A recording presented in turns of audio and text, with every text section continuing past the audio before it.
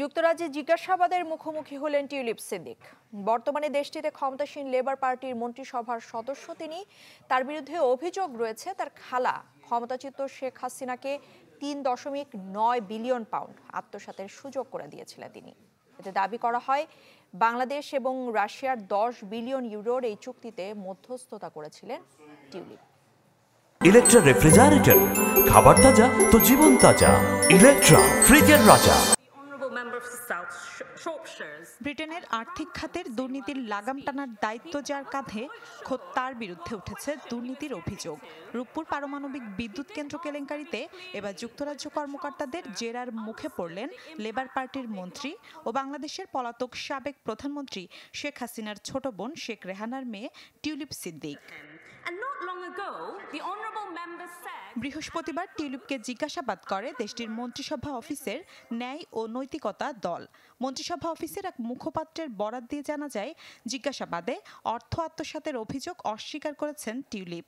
একে রাজনৈতিক উদ্দেশ্য প্রণোদিত বলেও দাবি তার।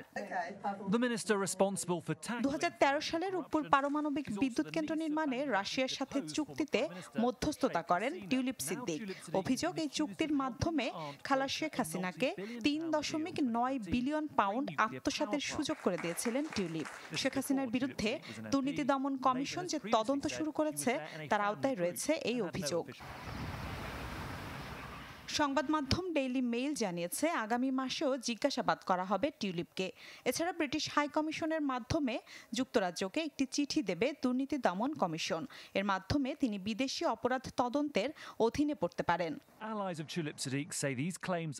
ব্রিটেনের লেবার মন্ত্রিসভার economic secretary to the treasury and city minister হিসেবে দায়িত্ব পালন করছেন টিউলিপ সিদ্দিক।